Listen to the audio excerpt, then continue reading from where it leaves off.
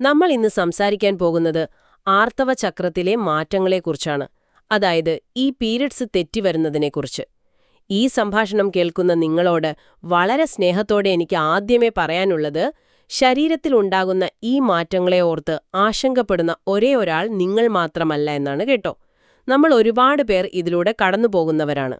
ശരിയാ, പലപ്പോഴും നമ്മളിത് പുറത്തു പറയാൻ മടിക്കുന്നതുകൊണ്ട് നമ്മൾ മാത്രമേ ഉള്ളൂ എന്ന് തോന്നിപ്പോകുന്നതാണ്. അതെ, ആ ഒരു പേടി മാറ്റാനും ഇതിനെക്കുറിച്ച് വളരെ ശാസ്ത്രീയമായും എന്നാൽ ലളിതമായും മനസ്സിലാക്കാനും വേണ്ടിയാണ് ഈ വിഷയത്തിലുള്ള നമ്മുടെ ഇന്നത്തെ ഈ ആഴത്തിലുള്ള ചർച്ച. ഈ സ്നേഹ സംഭാഷണത്തിലേക്ക് കടക്കുന്നതിന് മുൻപായി ഒരു ചെറിയ കാര്യം ഓർമ്മിപ്പിക്കട്ടെ. സ്ത്രീകളുടെ ആരോഗ്യകാര്യങ്ങൾ വളരെ ലളിതമായി മനസ്സിലാക്കാൻ സഹായിക്കുന്ന ഈ യൂട്യൂബ് ചാനൽ നിങ്ങൾ ഇതുവരെ സബ്സ്ക്രൈബ് ചെയ്തിട്ടില്ലെങ്കിൽ തീർച്ചയായും ഇപ്പോൾ തന്നെ സബ്സ്ക്രൈബ് ചെയ്യാൻ ഓർക്കുമല്ലോ അല്ലേ? ശരി, അപ്പോൾ നമുക്ക് വിഷയത്തിലേക്ക് വരാം. ഈ ക്രമരഹിതമായ ആർത്തവം അല്ലെങ്കിൽ ഇറഗുലർ പീരിയഡ്സ് എന്ന് കേൾക്കുമ്പോൾ തന്നെ അതൊരു ഭയങ്കര അസുഖമാണെന്ന പേടിയാണ് പലർക്കും. യഥാർത്ഥത്തിൽ എന്താണ് അവിടെ സംഭവിക്കുന്നത്? അതൊരു വലിയ അസുഖം എന്നതിനേക്കാൾ നമ്മളിതിനെ നമ്മുടെ ശരീരത്തിൻ്റെ ഉള്ളിലെ ഹോർമോൺ സിസ്റ്റത്തിലുണ്ടാകുന്ന ഒരു ചെറിയ ആശയക്കുഴപ്പമായി കാണുന്നതാണ് കൂടുതൽ ശരി. അതായത് ഈ ഇടയ്ക്കിടെ ആർത്തവം വരാതിരിക്കുക, അല്ലെങ്കിൽ പ്രതീക്ഷിക്കുന്നതിലും ഒരുപാട് വൈകി വരിക, അതുമല്ലെങ്കിൽ സാധാരണയിൽ കവിഞ്ഞ് ഒരു സ്പോട്ടിംഗ് കാണുക, ഇതൊക്കെ ശരിക്കും ശരീരത്തിൻ്റെ ഒരു ഭാഷയാണ്. ഒരു ആശയവിനിമയ രീതിയാണല്ലേ? അതെ അതെ, ഉള്ളിലെ സിസ്റ്റം കൃത്യമായ താളത്തിലല്ല ഇപ്പോൾ പ്രവർത്തിക്കുന്നത് എന്ന് ശരീരം നമ്മളോട് വിളിച്ചു പറയുകയാണ്. അല്ലാതെ അതൊരു രോഗമല്ല. അപ്പോൾ ഈ വെറുതെ 28 ദിവസത്തെ കണക്ക് ചിലപ്പോൾ തെറ്റുന്നതിനെക്കുറിച്ചല്ല നമ്മൾ സംസാരിക്കുന്നതല്ലേ? അല്ല, വല്ലപ്പോഴും 1-2 ദിവസം അങ്ങോട്ടോ ഇങ്ങോട്ടോ മാറുന്നത് വളരെ സാധാരണമാണ്. പക്ഷേ തുടർച്ചയായി ഈ താളം തെറ്റുമ്പോഴാണ് നമ്മൾ ശ്രദ്ധിക്കേണ്ടത്. ശരിയാ. അപ്പോൾ എന്റെ മനസ്സിൽ വരുന്നൊരു സംശയം ഇതാണ്. നമ്മുടെ ശരീരത്തിലെ ഒരു അതിലോലമായ ഘടികാരം പോലെയാണല്ലോ ഈ ആർത്തവചക്രം. ഇതിന്റെ താളം തെറ്റാൻ എന്തൊക്കെയാണ് പ്രധാന കാരണം? നമ്മൾ നേരത്തെ പറഞ്ഞ ആ സ്ട്രെസ് തന്നെയാണോ മെയിൻ വില്ലൻ? കാരണങ്ങളെ നമുക്ക് പ്രധാനമായും രണ്ടായി തിരിക്കാം. ഒന്ന്, നമ്മളിപ്പോൾ പറഞ്ഞ ദൈനംദിന ജീവിതത്തിലെ കടുത്ത മാനസിക സമ്മർദ്ദം, പിന്നെ അമിതമായ വ്യായാമം ഒക്കെ ഉൾപ്പെടുന്ന ജീവിതശൈലി പ്രശ്നങ്ങൾ. 2, PCOS, എൻഡോമെട്രിയോസിസ് തുടങ്ങിയ ചില പ്രത്യേക ആരോഗ്യാവസ്ഥകൾ. ഇതിൽ സ്ട്രെസ്സിന്റെ കാര്യമെടുത്താൽ അവിടെയാണ് നമ്മുടെ ശരീരത്തിന്റെ പരിണാമം അല്ലെങ്കിൽ എവല്യൂഷൻ എങ്ങനെയാണ് പ്രവർത്തിക്കുന്നതെന്ന് നമ്മൾ മനസ്സിലാക്കേണ്ടത്. ഈ പരിണാമവും സ്ട്രെസ്സും തമ്മിൽ എങ്ങനെയാണ് കണക്ട് ആകുന്നത്? അതായത് സ്ട്രെസ് എന്ന് പറയുമ്പോൾ നമ്മുടെ ശരീരത്തെ സംബന്ധിച്ച് അതൊരു ജീവൻ മരണ പോരാട്ടമാണ്. പണ്ടുകാലത്ത് മനുഷ്യർ കാട്ടിൽ ജീവിക്കുമ്പോൾ ഒരു വന്യമൃഗം ആക്രമിക്കാൻ വരുമ്പോൾ ഉണ്ടാകുന്ന ആ ഒരു ഫൈറ്റ് ഓർ ഫ്ലൈറ്റ് പ്രതികരണമുണ്ടല്ലോ. അതെ, ഒന്നുകിൽ പോരാടുക അല്ലെങ്കിൽ ഓടി രക്ഷപ്പെടുക. കൃത്യമായി അതേ പ്രതികരണം തന്നെയാണ് ഇന്ന് ഓഫീസിലെ വർക്ക് ടെൻഷൻ കൂടുമ്പോഴോ അല്ലെങ്കിൽ വലിയ മാനസിക ബുദ്ധിമുട്ടുകൾ ഉണ്ടാകുമ്പോഴോ നമ്മുടെ തലച്ചോറിന് ഉണ്ടാകുന്നത്. ഈ സമയത്ത് നമ്മുടെ അഡ്രിനൽ ഗ്രന്ഥികൾ കോർട്ടിസോൾ എന്ന ഹോർമോൺ ഒരുപാട് ഉൽപ്പാദിപ്പിക്കും. ഞാൻ കേട്ടിട്ടുണ്ട് ഈ കോർട്ടിസോൾ എന്ന് പറയുന്നത് നമ്മുടെ ബോഡിയുടെ ഒരു എമർജൻസി ഹോർമോൺ ആണെന്ന്. അപ്പോൾ ഇത് കൂടുമ്പോൾ അത് നമ്മുടെ പീരിയഡ്സിനെ എങ്ങനെയാണ് ബാധിക്കുന്നത്? അതാണ് ഇതിലെ വളരെ കൗതുകരമായ കാര്യം. ഈ കോർട്ടിസോൾ കൂടുമ്പോൾ അത് നമ്മുടെ തലച്ചോറിലെ ഹൈപ്പോതലാമസിനെ നേരിട്ടങ്ങ് ബ്ലോക്ക് ചെയ്യും. അതായത് തലച്ചോറ് ശരീരത്തോട് പറയുന്നത് ഇതാണ്: നോക്കൂ, നമ്മൾ വലിയൊരു അപകടത്തിലാണ്, ജീവൻ നിലനിർത്തുക എന്നതാണ് ഇപ്പോൾ പ്രധാനം. അതുകൊണ്ട് ഒരു കുഞ്ഞിന് ജന്മം നൽകാൻ പറ്റിയ സമയമല്ല ഇത്. വാവ്, എന്ത് അത്ഭുതകരമായൊരു മെക്കാനിസമാണത്! ശരിക്കും ശരീരം നമ്മളെ സംരക്ഷിക്കുകയാണ്. അതെ, സംരക്ഷിക്കുകയാണ്. സിഗ്നൽ കിട്ടാത്തതുകൊണ്ട് അണ്ഡാശയത്തിൽ നിന്ന് അണ്ഡം പുറത്തുവരില്ല. അതായത് ഓവുലേഷൻ നടക്കില്ല. ഓവുലേഷൻ നടന്നില്ലെങ്കിൽ സ്വാഭാവികമായും പീരിയഡ്സ് ഉണ്ടാകില്ല. അപ്പോൾ നമ്മളൊരു വലിയ അപകടത്തിലാണെന്ന് ശരീരം തെറ്റിദ്ധരിക്കുന്നതാണ് യഥാർത്ഥ പ്രശ്നം. അങ്ങനെയെങ്കിൽ ഈ പെട്ടെന്ന് വണ്ണം കുറയ്ക്കാൻ വേണ്ടി പലരും കടുത്ത ഡയറ്റും ഭയങ്കരമായിട്ടുള്ള വർക്കൗട്ടുമൊക്കെ ചെയ്യാറുണ്ടല്ലോ. അതും ഇതുപോലെ തന്നെയുള്ളൊരു പ്രതികരണമാണോ ഉണ്ടാക്കുന്നത്? ശരിക്കും അതുതന്നെയാണ് സംഭവിക്കുന്നത്. വ്യായാമം ചെയ്യുന്നത് ആരോഗ്യത്തിന് വളരെ നല്ലതാണ്. എന്നാൽ ശരീരത്തിന് ആവശ്യമായ ഊർജം നൽകാതെ ഭക്ഷണം തീരെ കുറച്ച് അമിതമായ വ്യായാമം ചെയ്യുമ്പോൾ ശരീരം അതിനെ ഒരു പട്ടിണി അവസ്ഥയായിട്ടാണ് കാണുന്നത്, ഒരു സ്റ്റാർവേഷൻ മോഡ്. ഓഹോ, അപ്പോഴും ശരീരം വിചാരിക്കുന്നത് നമ്മൾ എന്തോ വലിയ പ്രതിസന്ധിയിലാണെന്നാണോ? അതെ അതെ, ശരീരത്തിന് ആവശ്യമായ എനർജി കിട്ടാതെ വരുമ്പോൾ ഒരു ജനറേറ്ററിൽ കുറഞ്ഞ ഇന്ധനം മാത്രമേ ഉള്ളെങ്കിൽ അത് അത്യാവശ്യമുള്ള ലൈറ്റുകൾ മാത്രം വർക്ക് ചെയ്യിപ്പിക്കുകയും AC പോലുള്ളവ ഓഫ് ചെയ്യുകയും ചെയ്യില്ലേ? അതുപോലെ ശരീരം പ്രത്യുൽപാദന സിസ്റ്റം താൽക്കാലികത്തേക്ക് ഷട്ട് ഡൗൺ ചെയ്യും. എന്ത് നല്ലൊരു ഉദാഹരണമാണത്. പെട്ടെന്ന് മനസ്സിലാകും. അപ്പോൾ ഈ ഉറക്കമില്ലായ്മയുടെ കാര്യവും ഇത് തന്നെയാണോ? ഉറക്കം കുറയുമ്പോൾ എന്താണ് ഹോർമോണുകൾക്ക് സംഭവിക്കുന്നത്? ഉം. ഹോർമോണുകളുടെ ഫാക്ടറി ഏറ്റവും നന്നായി പ്രവർത്തിക്കുന്നത് നമ്മൾ ഗാഢമായി ഉറങ്ങുമ്പോഴാണ്. നമ്മുടെ ശരീരത്തിലെ പ്രവർത്തനങ്ങൾക്ക് സിർക്കാഡിയൻ റിതം എന്ന് പറയുന്ന ഒരു പ്രത്യേക ടൈം ടേബിളുണ്ട്. രാത്രി കൃത്യമായി ഉറങ്ങുമ്പോഴുണ്ടാകുന്ന മെലറ്റോണിൻ എന്ന ഹോർമോണാണ് ഈ താളം നിലനിർത്തുന്നത്. അപ്പോഴീ ഷിഫ്റ്റ് ഡ്യൂട്ടിയൊക്കെ ചെയ്യുന്നവർക്കും രാത്രി വൈകി ഫോൺ നോക്കുന്നവർക്കും ഈ താളം തെറ്റുമല്ലേ? തീർച്ചയായും. ഈ റിതം തെറ്റുമ്പോൾ അത് ഓവുലേഷനെ സഹായിക്കുന്ന മറ്റു ഹോർമോണുകളുടെ ഉൽപ്പാദനത്തെ ബാധിക്കുകയും അങ്ങനെ പീരിയഡ്സ് ക്രമമല്ലാതാവുകയും ചെയ്യും. അപ്പോൾ ഈ ലൈഫ് സ്റ്റൈൽ പ്രശ്നങ്ങൾ എങ്ങനെയാണ് ഇതിനെ ബാധിക്കുന്നതെന്ന് നമുക്ക് വളരെ ക്ലിയറായി മനസ്സിലായി.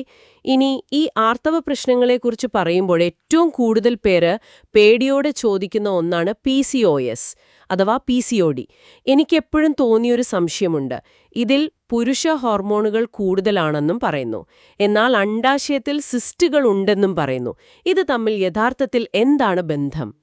സത്യത്തിൽ പോളിസിസ്റ്റിക് ഓവറി സിൻഡ്രോം എന്ന ആ പേര് തന്നെ ഒരു വലിയ തെറ്റിദ്ധാരണ ഉണ്ടാക്കുന്ന ഒന്നാണ്. ആ സിസ്റ്റുകളെന്ന് കേൾക്കുമ്പോൾ തന്നെ അതെ, അതൊരു ട്യൂമറാണോ അർബുദമാണോ എന്നൊക്കെ പേടിക്കും. ട്യൂമറുകളോ അർബുദമുഴകളോ ഒന്നുമല്ല. നമ്മൾ മനസ്സിലാക്കേണ്ടത് സാധാരണയായി ഓരോ മാസവും അണ്ഡാശയത്തിൽ കുറേ ഫോളിക്കിളുകൾ, അതായത് ചെറിയ കുമിളകൾ പോലെ വളരാൻ തുടങ്ങും. ഇതിൽ നിന്ന് പൂർണ്ണ വളർച്ചയെത്തിയ ഒരൊറ്റ അണ്ഡം മാത്രമാണ് പുറത്തേക്ക് വരുന്നത്, ഒരു ബലൂൺ വീർത്ത് പൊട്ടുന്നതുപോലെ. എന്നാൽ PCOS ഉള്ളവരിൽ ഏറ്റവും പ്രധാന പ്രശ്നമുണ്ടാക്കുന്നത് ഇൻസുലിൻ റെസിസ്റ്റൻസ് എന്ന അവസ്ഥയാണ്. ഒരു മിനിറ്റ്, ഈ ഇൻസുലിൻ എന്ന് പറയുന്നത് നമ്മൾ പ്രമേഹവുമായി ബന്ധപ്പെട്ട് കേൾക്കുന്നതല്ലേ? അതെങ്ങനെയാണ് ഈ ഗൈനക്കോളജിയിൽ വരുന്നത്? ഇത് ശരിക്കും കൺഫ്യൂഷൻ ഉണ്ടാക്കുന്ന കാര്യമാണ്. അത് സ്വാഭാവികമാണ്. അവിടെയാണ് ശരീരത്തിന്റെ ഒരു സങ്കീർണത നമ്മൾ കാണേണ്ടത്. ഇൻസുലിൻ എന്ന് പറയുന്നത് രക്തത്തിലെ പഞ്ചസാരയെ കോശങ്ങളിലേക്ക് എത്തിക്കുന്ന ഹോർമോണാണ്. ഈ ഇൻസുലിൻ റെസിസ്റ്റൻസ് വരുമ്പോൾ കോശങ്ങൾക്ക് ഈ ഇൻസുലിനെ ശരിക്ക് സ്വീകരിക്കാൻ പറ്റാതെ വരും. അപ്പോൾ രക്തത്തിൽ പഞ്ചസാര കൂടിയേക്കുമെന്ന് കരുതി ശരീരം കൂടുതൽ ഇൻസുലിൻ ഉണ്ടാക്കുമോ? കൃത്യമായി പറഞ്ഞു. അങ്ങനെ ഈ കൂടിയ അളവിലുള്ള ഇൻസുലിൻ അണ്ഡാശയത്തെ നേരിട്ട് ഉത്തേജിപ്പിക്കും. അണ്ഡാശയം ഇതിനോട് പ്രതികരിക്കുന്നത് ആൻഡ്രോജൻ എന്ന് പറയുന്ന പുരുഷ ഹോർമോണിന്റെ ഉൽപ്പാദനം കൂട്ടിക്കൊണ്ടാണ്. ഓക്കെ, അപ്പോൾ ഈ പുരുഷ ഹോർമോൺ കൂടിയാൽ നേരത്തെ പറഞ്ഞ ആ ഫോളിക്കിളുകൾക്ക്, അതായത് ആ ചെറിയ കുമിളകൾക്ക് എന്ത് സംഭവിക്കും? ഈ ഹോർമോൺ കൂടുമ്പോൾ ആ ഫോളിക്കിളുകൾക്ക് പൂർണ്ണ വളർച്ചയെത്താനോ പൊട്ടി അണ്ഡം പുറത്തുവരാനോ കഴിയില്ല. അവ അണ്ഡാശയത്തിന്റെ അരികുകളിൽ പാതി വളർച്ചയിൽ അങ്ങനെ തങ്ങി നിൽക്കും. അതാണ് നമ്മൾ സ്കാനിങ്ങിൽ കാണുന്ന ആ സിസ്റ്റുകൾ. അതായത് അവ യഥാർത്ഥ സിസ്റ്റുകളല്ല, മറിച്ച് പുറത്തുവരാൻ കഴിയാതെ കുടുങ്ങിക്കിടക്കുന്ന ഫോളിക്കിളുകളാണ്. എന്ത് ക്ലിയർ ആയണത് വർക്ക് ചെയ്യുന്നതല്ലേ? ഇൻസുലിൻ കൂടുന്നു, അത് ആൻഡ്രോജൻ കൂട്ടുന്നു, അത് ഓവുലേഷനെ തടയുന്നു. ഇത് കേൾക്കുമ്പോൾ തന്നെ പലരുടെയും ഉള്ളിലെ ആ ഭയം മാറും. ഇനി ഇതുപോലെ തന്നെയുള്ള മറ്റൊന്നാണല്ലോ തൈറോയിഡ് പ്രശ്നങ്ങൾ. തൈറോയിഡ് ഗ്രന്ഥി നമ്മുടെ കഴുത്തിലല്ലേ ഇരിക്കുന്നത്? അതെങ്ങനെയാണ് താഴെ ഗർഭാശയത്തെ ബാധിക്കുന്നത്? അരത്തിയതുക്കുമ്പോൾ സംശയം തോന്നാം. പക്ഷേ ഈ തൈറോയിഡ് ഗ്രന്ഥി നമ്മുടെ ശരീരത്തിന്റെ പ്രവർത്തനങ്ങളെ മുഴുവൻ നിയന്ത്രിക്കുന്ന ഒരു മെയിൻ സ്വിച്ച് ബോർഡ് പോലെയാണ്. പ്രത്യേകിച്ച് തൈറോയിഡ് ഹോർമോൺ കുറയുന്ന ഹൈപ്പോതൈറോയിഡിസം ഉണ്ടാകുമ്പോൾ അത് പ്രോലാക്റ്റിൻ എന്ന മറ്റൊരു ഹോർമോണിന്റെ ഉൽപ്പാദനം കൂട്ടും. ഈ പ്രോലാക്റ്റിൻ മുലയൂട്ടുന്ന അമ്മമാരിൽ കാണുന്ന ഹോർമോണല്ലേ? അതെ അതെ. അപ്പോൾ ഈ ഹോർമോൺ കൂടുമ്പോൾ അത് തലച്ചോറിന് തെറ്റായ സിഗ്നൽ നൽകുകയും ഓവുലേഷനെ തടയുകയും ചെയ്യും. എല്ലാം തമ്മിൽ വലിയൊരു കണക്ഷൻ ഉണ്ട് അവിടെ. ശരിക്കും ഒരു സ്മാർട്ട് ഹോമിലെ സിസ്റ്റം പോലെയുണ്ട്. എവിടെയോ ഉള്ളൊരു സെൻസർ കേടായാൽ വീടിന്റെ മൊത്തം പ്രവർത്തനത്തെ അത് ബാധിക്കുന്നു. ഇനി എനിക്ക് ചോദിക്കാനുള്ളത് എൻഡോമെട്രിയോസിസിനെ കുറിച്ചാണ്. ഇത് പീരിയഡ്സ് തെറ്റിക്കുന്നതിനൊപ്പം കടുത്ത വേദനയും ഉണ്ടാക്കും എന്ന് നമ്മൾ കേൾക്കാറുണ്ടല്ലോ. എന്താണ് ഇതിന്റെ കാരണം? ഗർഭാശയത്തിന്റെ ഉള്ളിലെ പാളിയെയാണല്ലോ നമ്മൾ എൻഡോമെട്രിയം എന്ന് വിളിക്കുന്നത്. ആർത്തവ സമയത്ത് ഇതാണ് രക്തമായി പുറത്തുപോകുന്നത്. എന്നാൽ ചിലവരിൽ ഈ കോശങ്ങൾ ഗർഭാശയത്തിന് പുറത്ത്, അതായത് അണ്ഡാശയത്തിലോ അല്ലെങ്കിൽ വയറിന്റെ മറ്റ് ഭാഗങ്ങളിലൊക്കെ പോയി വളരും. ഇതിനെയാണ് എൻഡോമെട്രിയോസിസ് എന്ന് പറയുന്നത്. അപ്പോഴീ കോശങ്ങൾ പുറത്താണെങ്കിലും സാധാരണ പീരിയഡ്സ് സമയത്ത് പ്രതികരിക്കുന്നതുപോലെ ഇവ പ്രതികരിക്കുമോ? അതാണിതിലെ ഏറ്റവും സങ്കടകരമായ കാര്യം. ആർത്തവ സമയത്ത് ഗർഭാശയത്തിനുള്ളിലെ കോശങ്ങൾ രക്തമായി മാറുന്നതുപോലെ പുറത്ത് വളരുന്ന ഈ കോശങ്ങൾക്കും അതേ സിഗ്നൽ കിട്ടുകയും അവിടെയും രക്തസ്രാവമുണ്ടാകുകയും ചെയ്യും. ഓ, പക്ഷേ ഈ രക്തത്തിന് പുറത്തു പോകാൻ വഴിയില്ലല്ലോ. അതെ, പുറത്തു പോകാൻ ഒരു വഴിയുമില്ല. അത് അവിടെ തന്നെ കെട്ടിക്കിടന്ന് വലിയ തോതിൽ നീർക്കെട്ടിനും കടുത്ത വേദനയ്ക്കും കാരണമാകും.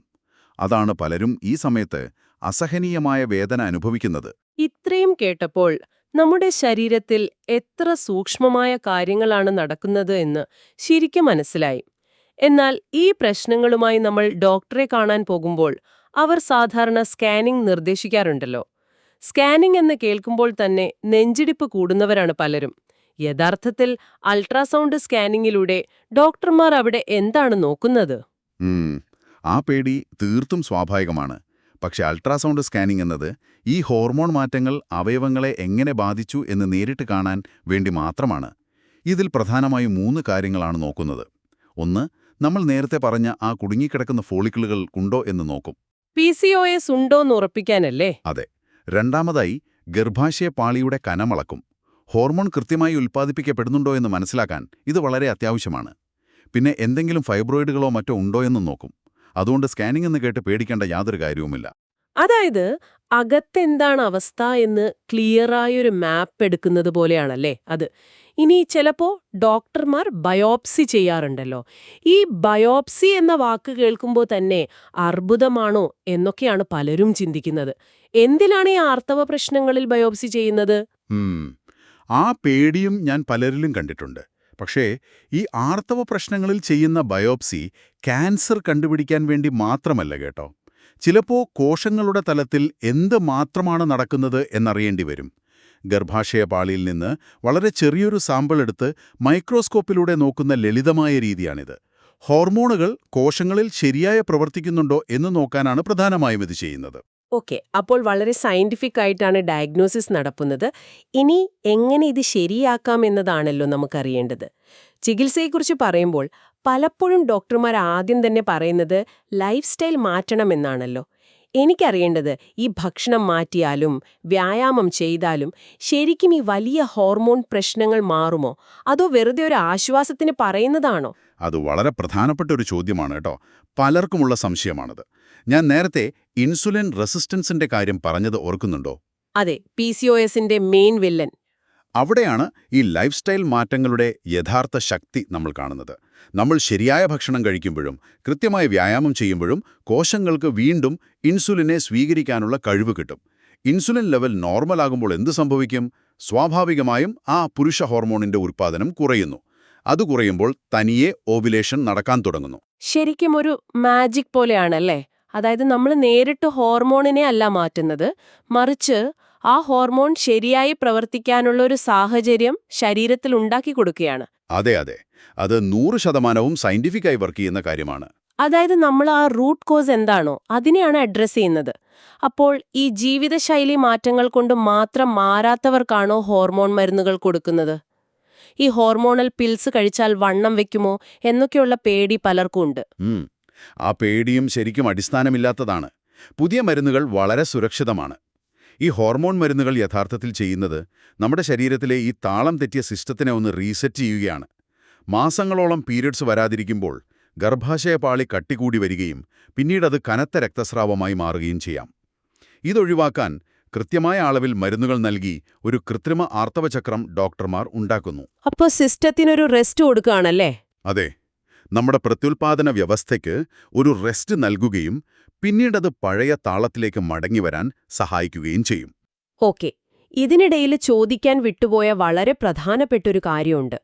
ഇറഗുലർ പീരിയഡ്സ് ഉള്ളവർക്ക് ഭാവിയിൽ കുട്ടികൾ ഉണ്ടാകില്ലേ എന്നുള്ള ഭയങ്കര പേടിയുണ്ട്. ഇതിലെ യാഥാർത്ഥ്യം എന്താണ്? ഈ ഒരു പേടി കാരണം പലരും വലിയ സ്ട്രെസ്സിലൂടെയാണ് കടന്നുപോകുന്നത്. എന്നാൽ ശാസ്ത്രീയമായ യാഥാർത്ഥ്യം നമ്മൾ മനസ്സിലാക്കണം. പീരിയഡ്സ് തെറ്റിവരുന്നു എന്നു കരുതി അവർക്ക് കുട്ടികൾ ഉണ്ടാകില്ല എന്ന് യാതൊരു അർത്ഥവുമില്ല. അപ്പോൾ എന്താണ് ശരിക്കും അതിന്റെ അർത്ഥം? ആർത്തവം ക്രമമല്ല എന്നതിനർത്ഥം ഓവുലേഷൻ എല്ലാ മാസവും നടക്കുന്നില്ല, അല്ലെങ്കിൽ എപ്പോഴാണ് നടക്കുന്നത് എന്ന് നമുക്ക് പ്രവചിക്കാൻ ബുദ്ധിമുട്ടാണ് എന്ന് മാത്രമാണ്. മെഷീൻ കേടായി എന്നല്ല, അതിന്റെ ടൈമിംഗ് ഒന്ന് മാറിയെന്നാണ്. ഇന്നത്തെ വൈദ്യശാസ്ത്രത്തിൽ ഓവുലേഷൻ ട്രാക്ക് ചെയ്യാനും ചെറിയ മരുന്നുകളിലൂടെ അത് കൃത്യമാക്കാനും വളരെ എളുപ്പമാണ്. അതുകൊണ്ട് ഫെർട്ടിലിറ്റിയെക്കുറിച്ച് ഓർത്ത് അമിതമായി ഭയപ്പെടേണ്ടതില്ല കേട്ടോ. അതെ, ആ പേടി കേൾക്കുന്നവർക്ക് വലിയൊരു ആശ്വാസമായിരിക്കും. പക്ഷേ നമ്മൾ ഈ പറയുന്നതിനിടയിൽ ചില ലക്ഷണങ്ങൾ കണ്ടാൽ ഡോക്ടറെ കാണാൻ ഒട്ടും വൈകരുത് എന്നും സ്രോതസ്സുകളിൽ പറയുന്നുണ്ടല്ലോ. തീർച്ചയായും. അസാധാരണമായിട്ടുള്ള കടുത്ത വേദന, അല്ലെങ്കിൽ തുടർച്ചയായി ഒരുപാട് ദിവസങ്ങൾ നീണ്ടുനിൽക്കുന്ന കനത്ത രക്തസ്രാവം, അതുമല്ലെങ്കിൽ മാസമുറകൾക്കിടയിൽ അമിതമായ രക്തം പോവുക, പെട്ടെന്ന് തലകറക്കം അനുഭവപ്പെടുക, ഇതൊക്കെ കണ്ടാൽ വെറുമൊരു സാധാരണ പ്രശ്നമായി കണ്ട് അവഗണിക്കരുത്. ഉടനടി ഡോക്ടറെ കണ്ട് പരിശോധിക്കണം. അതെ, സ്വയം ചികിത്സ ഒരിക്കലും പാടില്ല. നമ്മൾ ശരീരത്തെ ശ്രദ്ധിക്കണം, എന്നാൽ അത്യാവശ്യ ഘട്ടങ്ങളിൽ വൈദ്യസഹായം തേടാനൊരു മടിയും കാണിക്കരുത്. ശരി, നമ്മൾ ഈ ചർച്ചയുടെ അവസാന ഭാഗത്തേക്ക് വരികയാണ്. ഇത്രയും കാര്യങ്ങൾ കേട്ടതിനു ശേഷം എനിക്ക് നിങ്ങളോട് ചോദിക്കാനുള്ളൊരു ചിന്ത ഇതാണ്. പലപ്പോഴും പീരീഡ്സിനെ നമ്മളൊരു ബുദ്ധിമുട്ടായിട്ടോ അല്ലെങ്കിൽ എങ്ങനെയെങ്കിലും സഹിച്ചു തീർക്കേണ്ട ഒന്നായിട്ടോ ആണല്ലോ കാണാറുള്ളത്. എന്നാൽ ഈ മാറ്റങ്ങളെ ശരീരം നമ്മോട് ആശയവിനിമയം നടത്താൻ ഉപയോഗിക്കുന്ന ഒരു ഭാഷയായി നമുക്ക് കണ്ടുകൂടെ? അതൊരു മനോഹരമായ ചിന്തയാണ്. പല മെഡിക്കൽ വിദഗ്ധരും ആർത്തവത്തെ സ്ത്രീകളുടെ 5ാമത്തെ വൈറ്റൽ സൈനായിട്ട് കണക്കാക്കണമെന്ന് പറയാറുണ്ട്. കൃത്യമായി അതുതന്നെയാണ് ഞാനും ഉദ്ദേശിച്ചത്. നമ്മൾ ആശുപത്രിയിൽ പോകുമ്പോൾ ശരീരത്തിലെ താപനിലയും ബിപിയും ഒക്കെ നോക്കുന്നത് പോലെ തന്നെയാണ് നമ്മുടെ ആർത്തവചക്രവും. നമ്മുടെ ഭയങ്കര സ്ട്രെസ്സിലാണെന്നോ അല്ലെങ്കിൽ നമ്മുടെ ഭക്ഷണം ശരിയല്ലെന്നോ ഒക്കെ ശരീരം നമ്മളോട് വിളിച്ചു പറയുന്നതാണ് ഈ ലക്ഷണങ്ങൾ. അതെ, വളരെ ശരിയാണ്. ഈ മാറ്റങ്ങളെ ഒരു അസുഖമായി കണ്ട് ഭയപ്പെടുന്നതിനു പകരം നമ്മുടെ ശരീരത്തെ കൂടുതൽ അടുത്തറിയാനും അതിനെ സ്നേഹിക്കാനുമുള്ള ഒരു അവസരമായി ഇതിനെ നമുക്ക് മാറ്റിയെടുക്കാം. നിങ്ങളുടെ ശരീരം നിങ്ങളോട് സംസാരിക്കുകയാണ്. അതെന്താണ് പറയുന്നതെന്ന് ശ്രദ്ധിക്കാൻ നമ്മൾ സമയം കണ്ടെത്തണം.